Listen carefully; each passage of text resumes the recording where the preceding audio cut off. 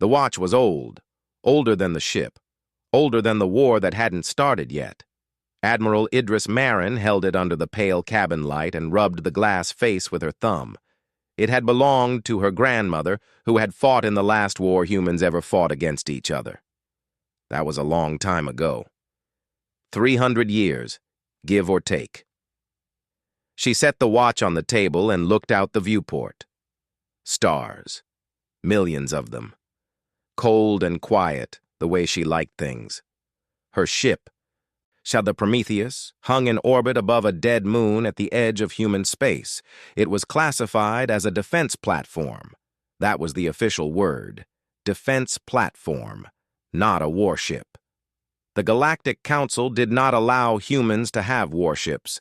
They did not allow humans to have offensive fleets, forward bases, or weapons beyond a certain grade. Humans were part of the compact, yes, but they were the smallest voice in the room, and the room was very large. Her communicator buzzed. She tapped it. Marin. It's Voss. The voice on the other end sounded tired. It always sounded tired. Ambassador Kalen Voss had spent 30 years representing humanity on the Galactic Council, and every one of those years had left a mark on him. You watching the broadcast? I saw it. Then you know. She did. The Dreth hegemony had been moving ships toward the border of Council space for months. Big ships, warships, and the kind of ships that didn't move unless someone important had decided that talking was over. The Council had responded the way it always responded. Meetings, discussions, proposals, committees to form other committees, words stacked on top of words, and none of them meaning anything. They'll keep talking, Marin said. Of course they will. That's what they do. Voss paused. The Rithani think they can negotiate. High Arbiter Seville made a speech this morning, very inspiring. Lots of big ideas about unity and shared strength. Shared strength, Marin repeated. There was no emotion in her voice, just the words, flat and dry. You know how it is, Idris. They don't want to fight. They've never wanted to fight. Most of them haven't fought a real war in 1,000 years. She knew. She knew better than anyone. Admiral Idris Marin was 57 years old. She had silver hair cut short, a square jaw, and eyes that never seemed to blink at the right time. She had joined the human fleet at 18. She had risen through the ranks faster than anyone in recorded history. She had written 41 volumes on military strategy, combined arms tactics, fleet doctrine, and asymmetric warfare. Several alien war academies had quietly added her work to their restricted reading lists. A few had banned it outright. And she had never fought a single real battle. Not one. Her entire career had been simulations, war games. Training exercises against imaginary enemies. The Council restrictions made sure of that. Humans were not allowed to project force. Humans were not allowed to build beyond a certain number of ships. Humans were not allowed to expand beyond 4-star systems. And above all, humans were required to submit to behavioral audits. Inspections carried out by Council officials to make sure humanity wasn't secretly building something it shouldn't be. Humanity had passed every single audit. And for 300 years, every inspection, every review, every surprise visit, perfect compliance, not a single violation. This fact made certain members of the Council very, very nervous, though none of them could explain exactly why. The Dreth hit 2 border worlds last week, Voss continued. Small ones, mining colonies. The Council classified it as aggressive resource reallocation. They killed people, Kalen. They did, but the Council doesn't like the word killed. Too direct. They're too human. Marin almost smiled. Almost. She had learned a long time ago that the galaxy did not think much of humans. They were too new, too loud, too physical. They bred too fast, ate too much, and had a deeply unsettling habit of looking other species directly in the eyes. The Rithani, who were giant insectoids and led the Council, considered humans clever but dangerous, like a sharp tool that might cut the hand holding it. The Velesi, an ancient aquatic race, found them fascinating the way a scientist finds a new virus fascinating, interesting, but best kept in a sealed container. And yet, when something broke, when a station needed repairing, when a colony needed building, when the hard, ugly physical work needed doing, it was always humans who got the call. They were the galaxy's workforce, its hands and back, useful, tolerated, never respected. Marin picked up the watch again. She could hear it ticking, a tiny mechanical heartbeat from another century. "What do you need from me?" she asked. "Nothing yet. I just wanted you to know, the Dreth aren't stopping. Their fleet is bigger than anything the Council has faced in living memory, and the Council is not ready." "They're never ready." "No," Voss agreed. "They're not." There was a silence between them, the kind of silence that carries weight. "Idris," Voss said carefully, "if this goes where I think it's going, they're going to need us. Really need us. Not for labor, not for repairs, for the thing they've spent 3 centuries making sure we can't do." "I know." "And when that moment comes, what are you going to do?" Marin looked at the watch. The second hand moved in tiny, patient steps. Tick, tick, tick. Her grandmother had carried this watch through fire and blood and ruin, and when the war was over, she had handed it to her daughter and said, "Keep this. One day, someone in this family is going to need to remember what waiting feels like." 300 years. That was how long humanity had waited, watched, obeyed, studied, learned every rule the Council made, and followed each one without complaint. 300 years of smiling when they were insulted, nodding when they were dismissed, and standing quietly in the corner while other species decided their future for them. 300 years was a long time, but humans were very good at waiting. "When that moment comes," Marin said slowly, "I'm going to do what my family has done for 3 generations, Kalen, what every human has done since we joined the Compact." "And what's that?" She set the watch down gently. The ticking filled the silence. "Be ready." She cut the comlink and sat alone in the quiet of her cabin. Outside, the stars burned. Somewhere out there, the Dreth were coming. Somewhere out there, the Council was talking.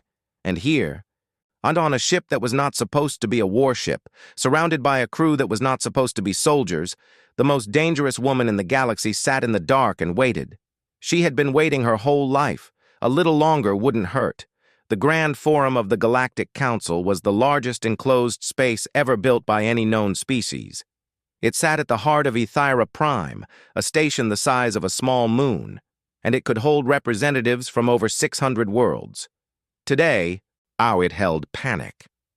Ambassador Kalen Voss stood near the human delegation's platform, which was, as always, in the back of the room.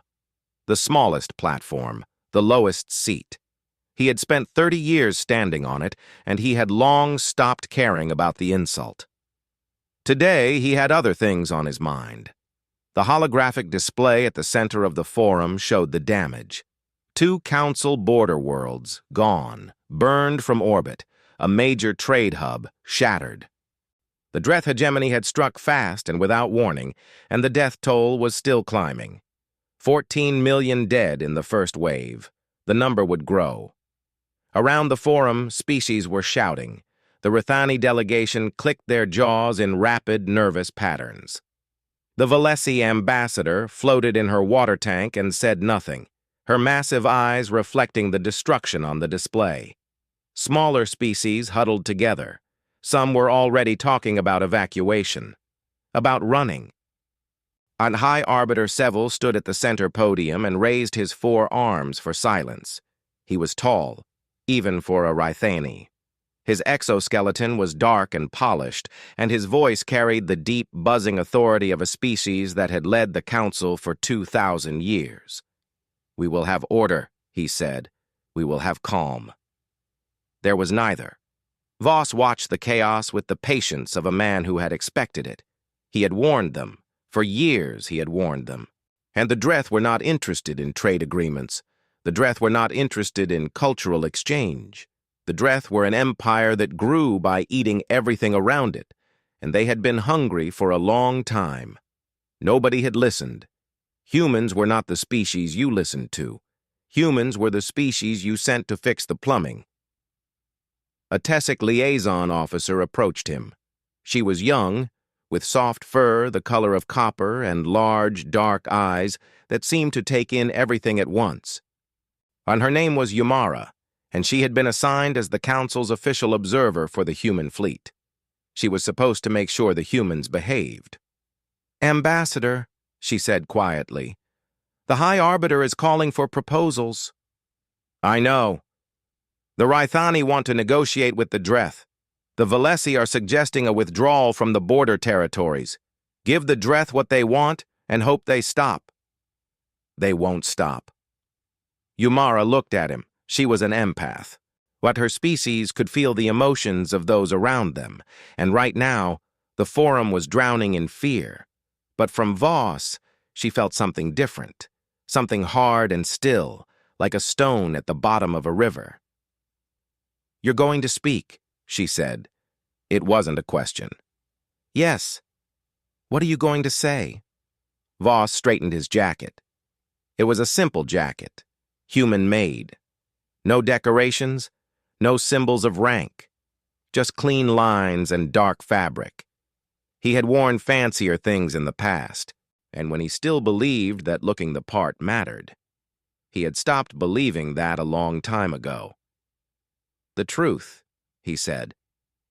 He walked to the center of the Forum. The noise dimmed, not out of respect, but out of curiosity. The human ambassador rarely spoke at full sessions. When he did, it was usually to agree with whatever the council had already decided. He was polite, cooperative, harmless. Today, he did not look harmless. "Members of the council," Voss began. His voice was calm, measured. The translators carried it to every platform in 600 languages. "I will be brief." He paused. The Forum was watching.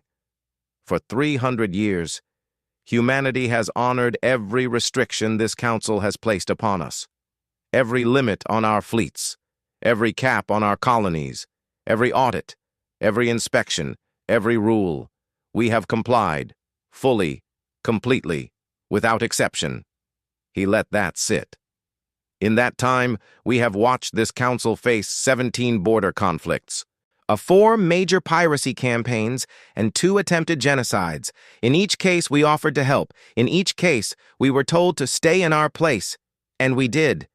Because we gave our word, and humans keep their word. The Forum was quiet now. Not the comfortable quiet of agreement. The tight, brittle quiet of something about to break. Today, the Dreth hegemony is at your door. Their fleet outnumbers your combined combat-ready forces 3-1. You do not have the ships to stop them. You do not have the soldiers. You do not have a plan. He looked directly at Sevul. The High Arbiter's compound eyes stared back, unreadable. "We do." The word landed like a hammer. Humanity has the industrial capacity to mobilize a full war fleet within 30 days. We have the trained personnel. We have the strategic doctrine. We have spent 3 centuries studying every conflict in galactic history and preparing for the one you told us would never come. We are asking this council, formally, officially, and for the last time, to lift military restrictions on humanity and grant us theater command of the war effort. The Forum exploded. Delegates shouted. The Rythani clicked in outrage. A Korvathi ambassador literally threw something at the human platform. Seville struck the podium. "You ask us to unleash you? This is madness. It would be like releasing a plague to fight a fever." Voss did not flinch. "High Arbiter, the fever has already killed 14 million people, and it's still spreading." The debate lasted 6 hours. Species argued, threatened, bargained, and begged. Some wanted to surrender, some wanted to run, some wanted to fight but didn't know how. And through it all, the numbers didn't change. The Dreth were coming, the Council couldn't stop them, and there was only one species that had spent 3 centuries getting ready for exactly this moment. The vote was called at the 19th hour. And it passed. Barely. 62% in favor. The military restrictions on humanity were lifted. Temporarily, the resolution said. Temporarily. Voss didn't smile. He simply nodded, turned, and walked back to his platform. On his way, he passed Yumara. She was staring at him with those wide, dark eyes. "You planned this," she whispered. "Not today. Not this year. You've been planning this for a very long time." Voss didn't answer. He pulled out his communicator and made a call. And aboard the Prometheus, Admiral Idris Marin was standing by her viewport when the comm buzzed. She answered it. "They voted," Voss said. "It's war." Marin was quiet for a moment. The stars outside were the same stars she had watched for 30 years from the bridge of a ship she was never allowed to use. The same stars her crew had trained under, night after night, year after year, preparing for an order that was never supposed to come. She reached for the wristwatch on the table. Her grandmother's watch. She turned it over in her hands, feeling the weight of it. Then she clasped it onto her wrist. "At last." She said it quietly, not with joy, not with anger, with the voice of someone who had held their breath for a very long time and was finally allowed to exhale. She walked to the bridge. The doors opened, and every officer turned to face her. They were already at their stations. Every screen was live. Every system was green. They had been ready for years. Or all of them. Waiting, just as she had waited. Marin stood at the center of the bridge and looked at her crew. Men and women, young and old, all of them still, all of them silent, all of them watching her with the same expression. Not excitement, not fear, but something deeper. Something that had been passed down through generations. The look of a species that had been told to sit down and be quiet, and had obeyed, and had used every second of that silence to prepare. "All stations," Marin said. Her voice was steady. "Begin activation protocol. Full fleet mobilization. We are at war." Nobody cheered. Nobody shouted. They just got to work. Liaison Yumara had been on alien ships before. She had walked the crystal corridors of Valesi cruisers and stood in the warm, humming chambers of Rithani hive carriers. She had seen warships belonging to a dozen different species. None of them had prepared her for the Prometheus. It was enormous. And that was the first thing. The ship stretched over 4 kilometers from bow to stern, its hull dark and angular, built from layered armor plating that seemed to drink the light.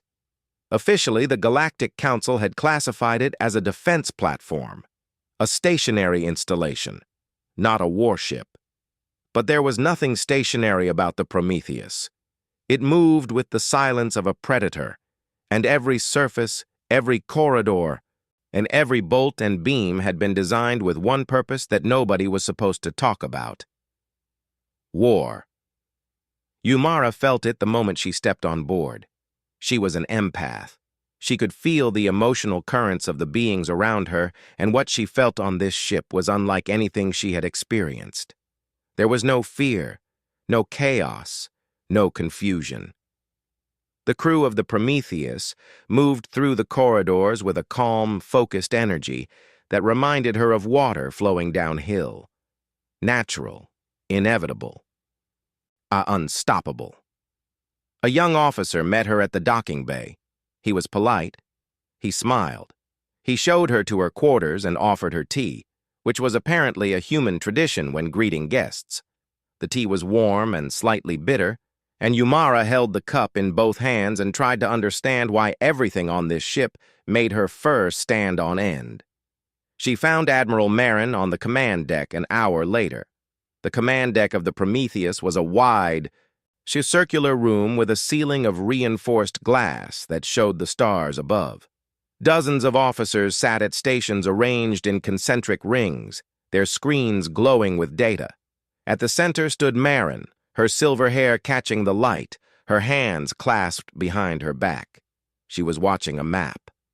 The map showed the Vareth Corridor, a narrow stretch of space between two dense nebulae. It was the fastest route from the outer territories to the Council Core worlds. Well, see, if the Dreth wanted to strike at the heart of the compact, they would have to come through here. "Liaison Yumara," Marin said without turning. "Welcome aboard." "Thank you, Admiral. I'm here to observe and report to the Council. I know what you're here for." Marin glanced at her. There was no hostility in her eyes, but no warmth either. Just a steady, measuring look, like a craftsman sizing up a piece of material. "You're welcome to observe everything. I have nothing to hide." That, Yumara would later realize, was both completely true and deeply misleading. Over the next 72 hours, Yumara watched humanity go to war. It did not look like what she expected. There were no grand speeches, no ceremonies, no rituals of courage or honor. Instead, there was something far more unsettling. There was a system. Across human space, the activation protocol rolled out like a wave. And shipyards hidden inside asteroid belts, facilities that had been classified as mining operations for 3 centuries, opened their doors and released warships. Not new ships. Ships that had been built, maintained, and upgraded in secret for generations. Their designs were modular. A cargo hauler could be converted into a missile frigate in 48 hours. A civilian transport could become a troop carrier in 36. The pieces had always been there, disguised as something innocent, waiting to be assembled. Reserve forces mobilized from every human colony. Men and women who had spent their civilian lives as engineers, teachers, doctors, and farmers put on uniforms that fit perfectly and reported to stations they had memorized years ago. They didn't need to be told what to do. They had trained for this, all of them. Every human above the age of 18 had completed basic military readiness training. It was not required by law. It was simply what humans did. Yumara reported all of this to the Council. The response was silence. On the 3rd day, Marin called a war council in the Prometheus strategy room. Her senior officers gathered around a holographic table that displayed the Vareth Corridor in glowing blue light. Yumara was allowed to attend. She sat in the corner and watched. Marin spoke plainly. She did not use complicated words or grand ideas. She pointed at the map and explained her plan the way a builder explains how to construct a house. To move in formation. They know this. We to move in formation. They know this. We know this. They expect us to meet them at the entrance and try to hold the line. She tapped the map. The corridor entrance flashed red. We won't. We're going to let them in. Her officers didn't react. They had already seen the plan. They had trained for it. But Yumara felt her stomach drop. We will place a small force at the entrance, enough to look real, enough to make the Dreth think we're trying to block them. When the Dreth push forward, our vanguard will retreat. The Dreth will follow. They always follow. Their war prince is aggressive and proud, and he will not stop when he smells weakness. She tapped the map again.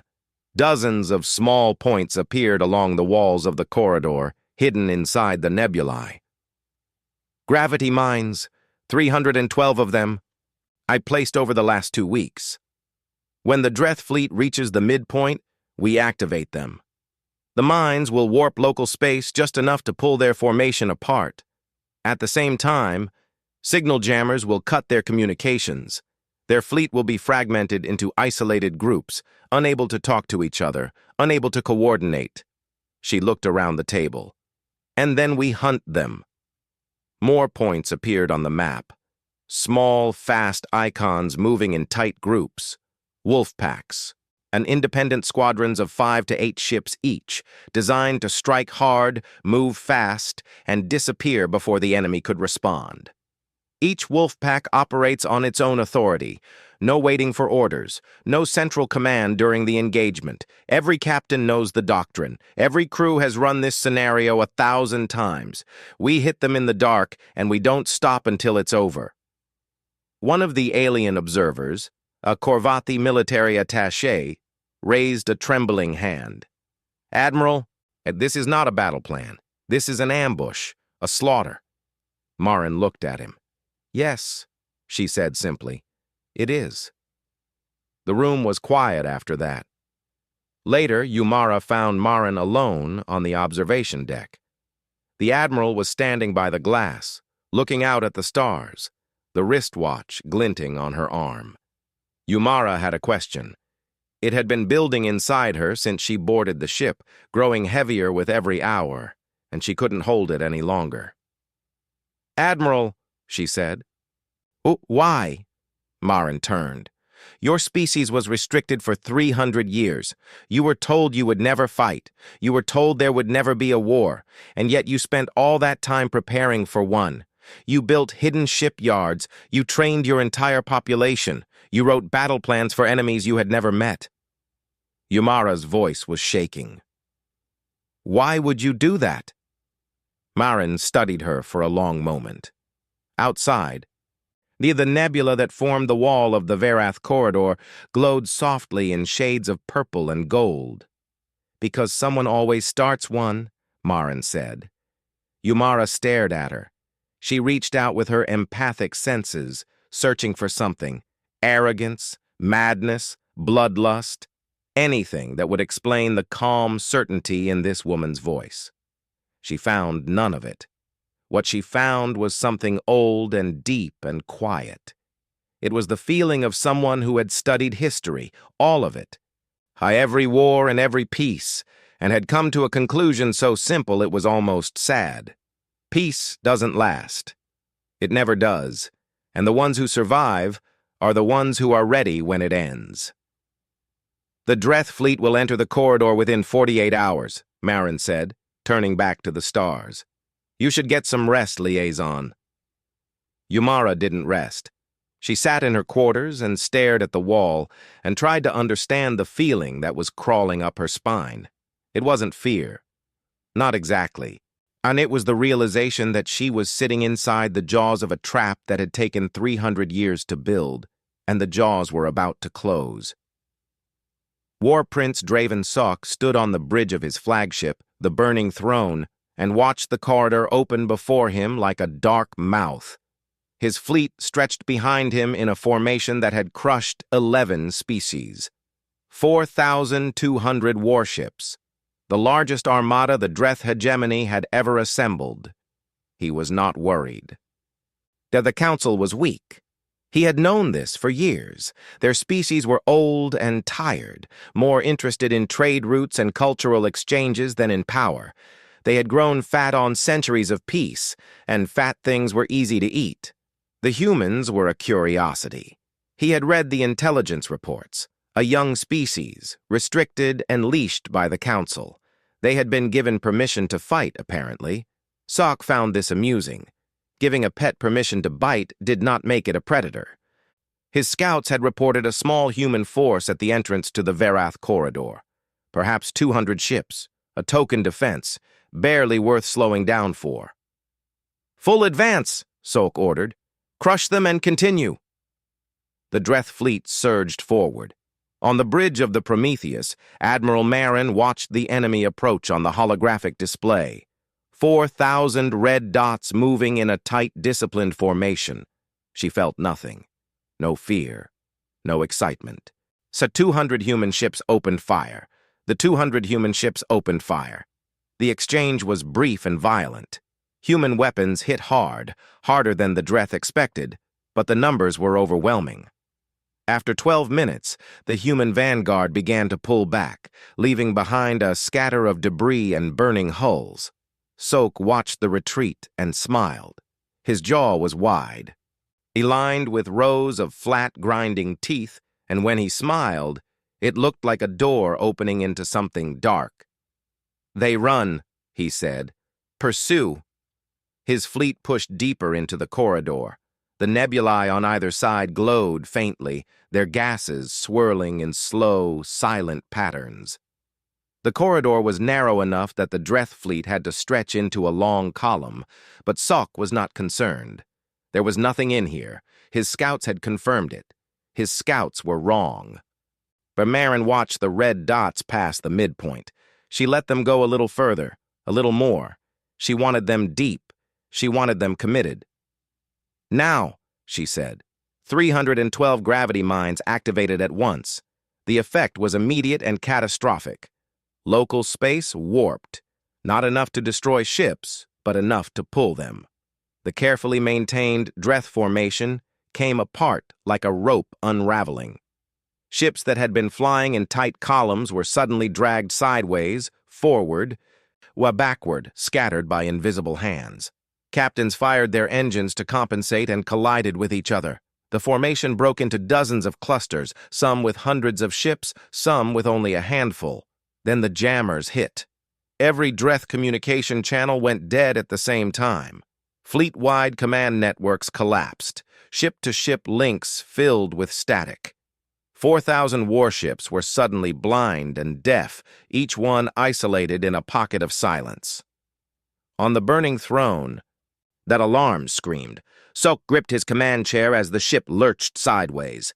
"Report!" he roared. "Communications down, War Prince. Fleet coherence lost. We cannot reach any—" "Fix it!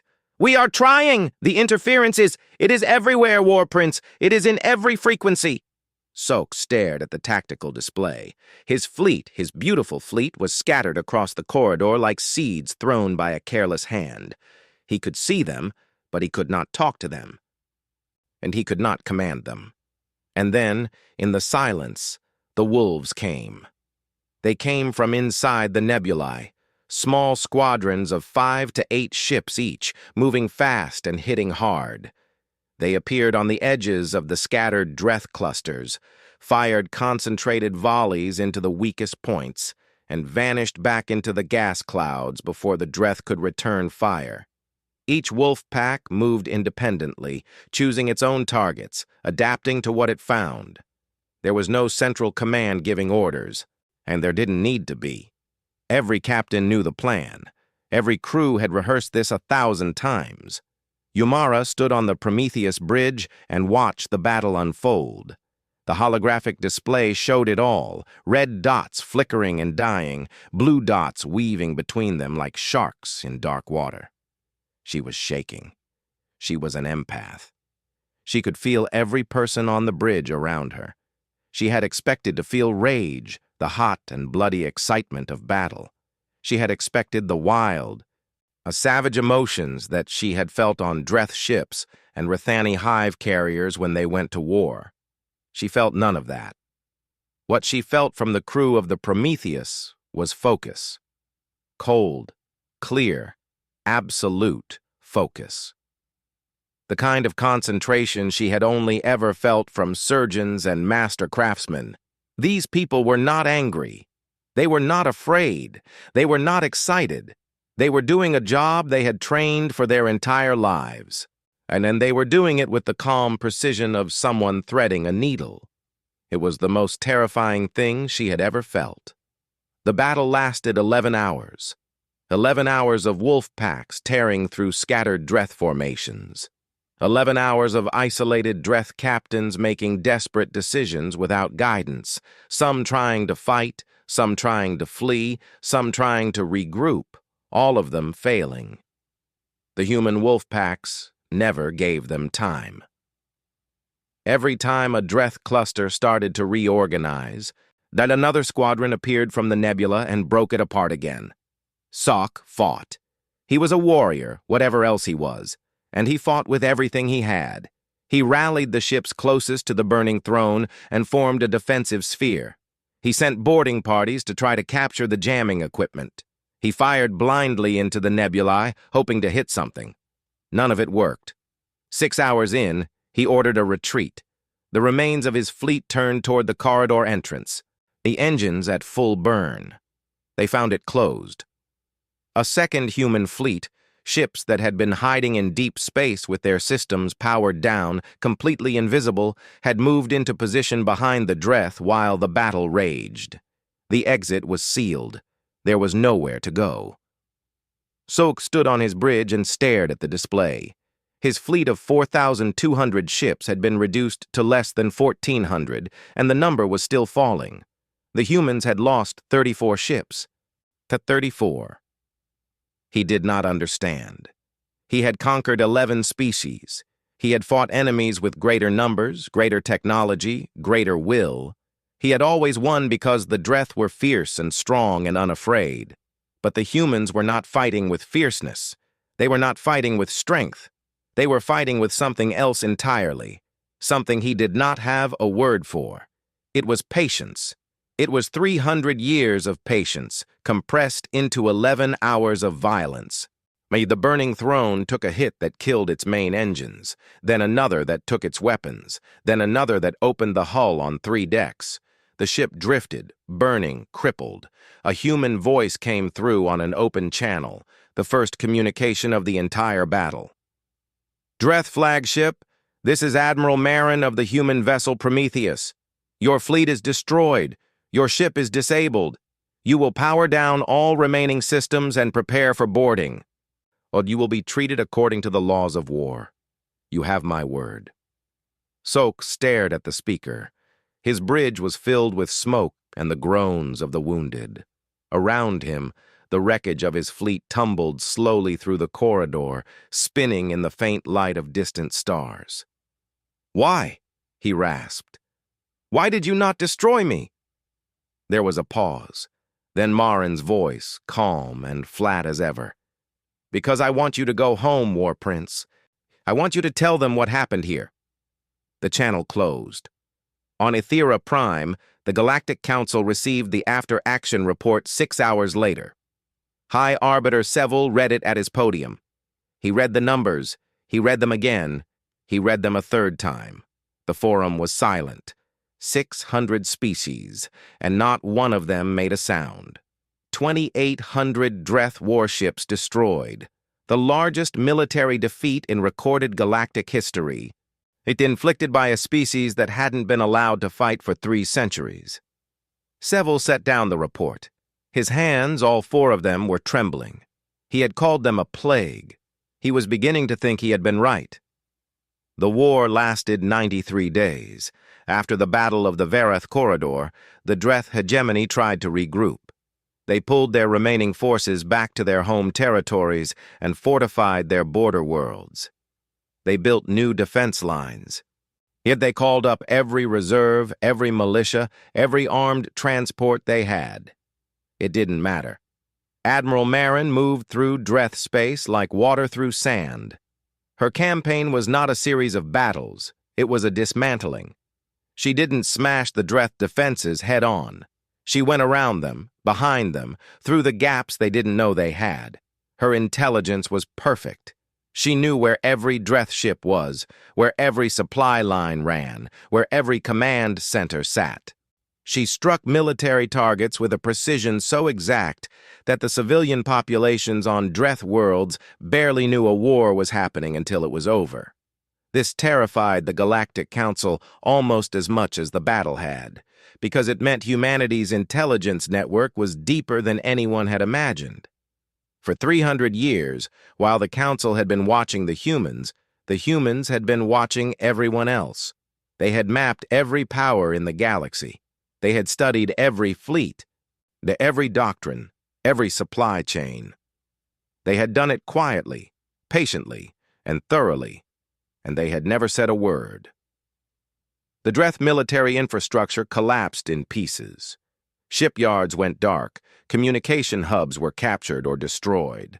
Supply lines were cut so cleanly that entire fleets ran out of fuel and simply stopped moving. Marin didn't need to destroy them. She just let them sit in the dark, powerless and alone, until they surrendered. And they did surrender, one by one, world by world, fleet by fleet.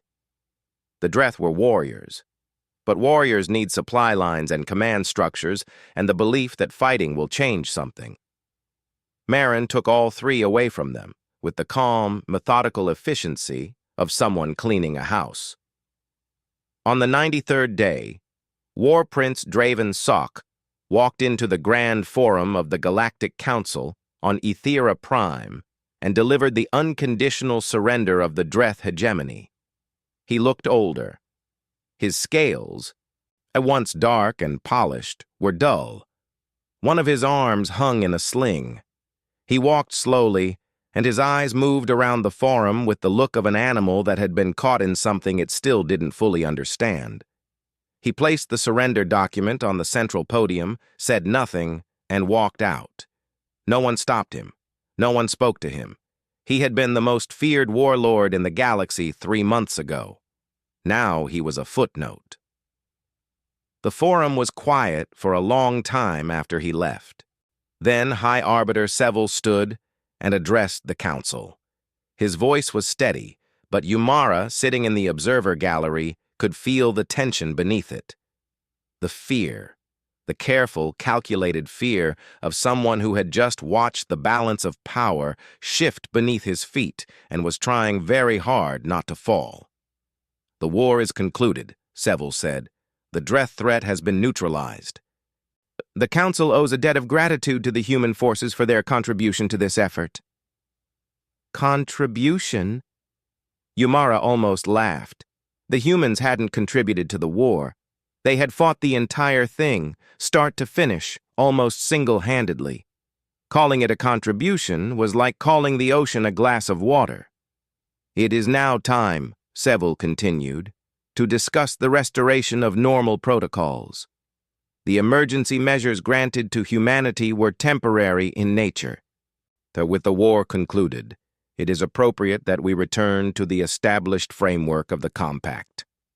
Translation: "Put the leash back on." Several species murmured in agreement. The Korvathi, the Senesh, the pale, fragile lure. They all nodded.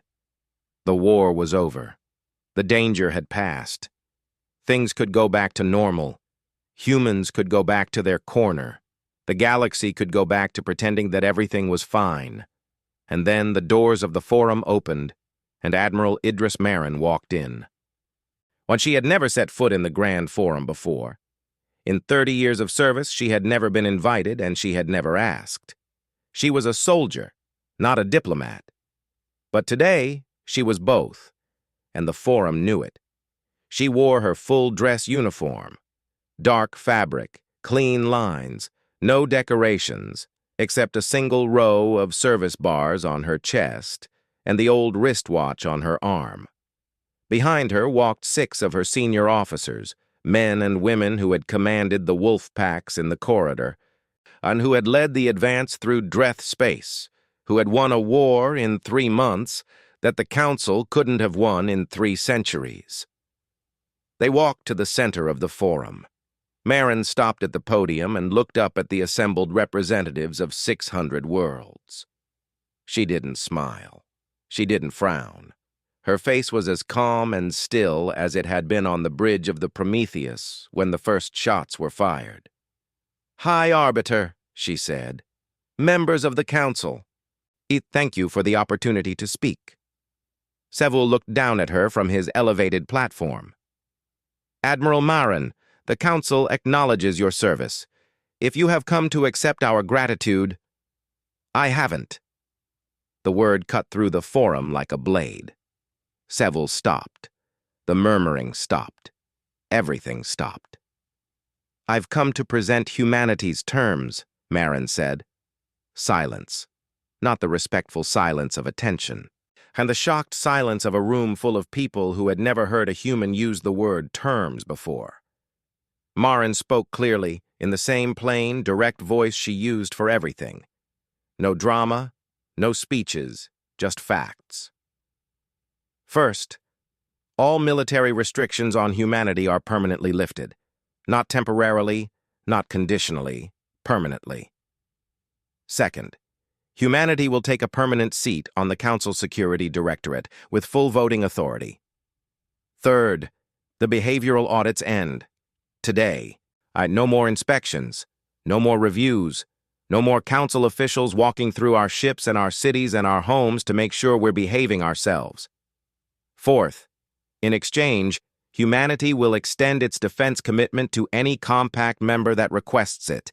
Any world, any species, any colony that is threatened will have access to human military protection, freely offered and freely given. The forum erupted. Delegates shouted. Some cursed. And the Rithani delegation clicked their jaws so hard it sounded like breaking glass. Sable raised his arms. Admiral, you cannot dictate terms to this council.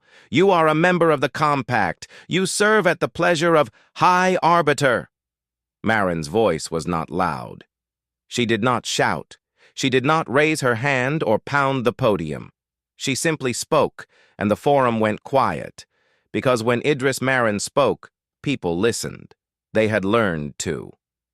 For 300 years, had you treated us like a loaded weapon.